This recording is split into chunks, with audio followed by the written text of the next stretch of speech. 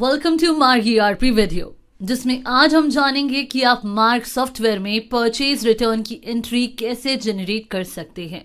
तो जैसे कि हम जानते ही हैं कि किसी भी व्यवसाय के सामान्य दिन प्रतिदिन के कामकाज में खरीदे गए सामान या स्टॉक का वापस किया जाना काफी सामान्य है और ये कई कारणों से हो सकता है, जैसे आइटम्स एक्सपायरी हो गई हैं, टूट फूट है, कुछ आइटम्स ऐसी हैं जिनकी मार्केट में सेल ना के बराबर है और दुकानदार को अब उस स्टॉक की आवश्यकता नहीं है, स्टॉक की क्वालिटी अच्छी नहीं है इत्यादि। तो आप मार्ग ईआरपी सॉफ्टवेयर में इजीली परचेज रिटर्न की एंट्री क्रिएट कर सकते हैं और उनका रिकॉर्ड मेंटेन कर सकते हैं।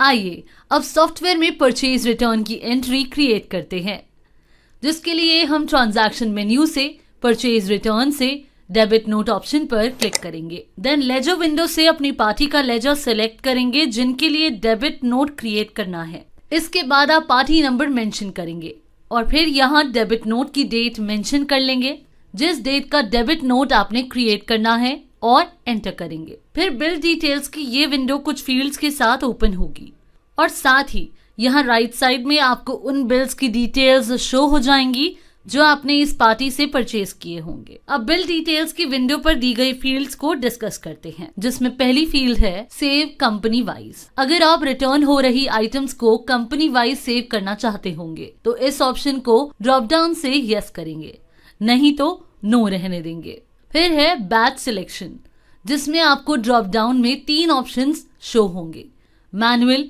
सिलेक्ट परचेज बैच और ओपन हिस्ट्री। मैनुअल, अगर जिन आइटम्स की रिटर्न एंट्री आप जनरेट कर रहे हैं आप उन आइटम्स का बैच मैन्युअली फीड करना चाहते हैं या सिलेक्ट करना चाहते हैं तो आप इस फील्ड को मैनुअल पर सिलेक्ट करेंगे। सिलेक्ट परचेज बैच, अगर आप चाहते हैं कि सॉफ्टवेयर आपको केवल उन आइटम्स के बैच को सिलेक्ट करने की परमिशन दे जो आपने अपनी इस पार्टी से परचेज किए होंगे तो आप इस फील्ड को सिलेक्ट परचेज बैच पर सिलेक्ट कर सकते हैं।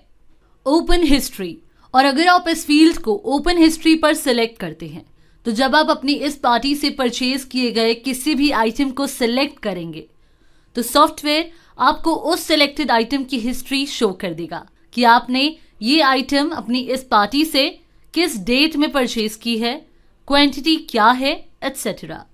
तो अभी हम बैच सिलेक्शन मैनुअल लेते हैं।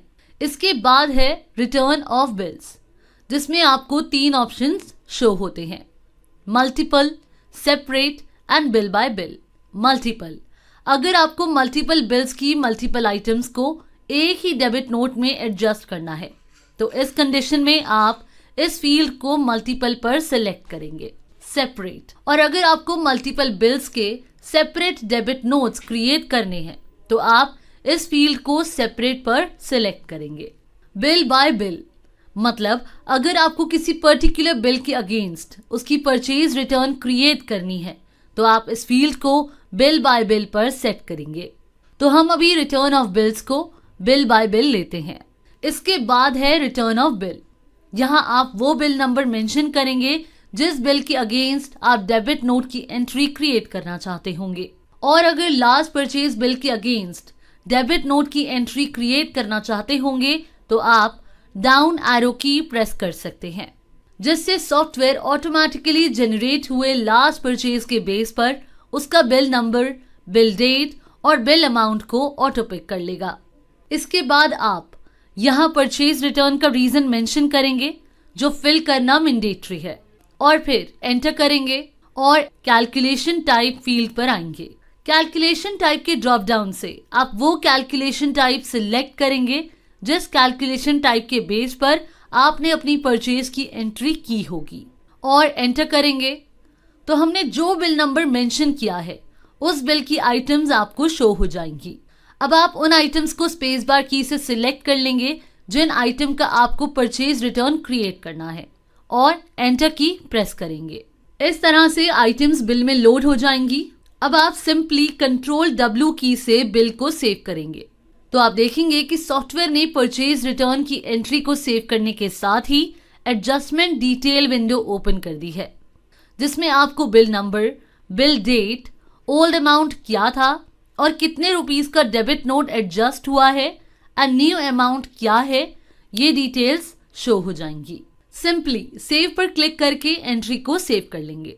इसके बाद बिल एडजस्टमेंट की ये विंडो ओपन होगी, जिसमें आप पहले टाइप फील्ड के ड्रॉप डाउन से एडजस्टमेंट रेफरेंस सिलेक्ट करेंगे और एंटर करेंगे। फिर सॉफ्टवेयर आपसे पूछेगा कि डेबिट नोट की एंट्री यहाँ दिए गए किस इनवॉइस के अगेंस्ट एडजस्ट करनी है। तो आप शो हो रही इनवॉइसेस में से उस इनवॉइस को स्पेस बार से सिलेक्ट करेंगे या उस पर एंटर करेंगे जिस परचेज इनवॉइस के अगेंस्ट आपने डेबिट नोट की एंट्री क्रिएट करनी होगी। तो इस तरह से आपकी परचेज रिटर्न की एंट्री जनरेट हो जाएगी। इस तरह से फ्रेंड्स, आप मार्क ERP सॉफ्टवेयर में परचेज रिटर्न की एंट्री जनरेट कर सकते हैं। Thanks for watching.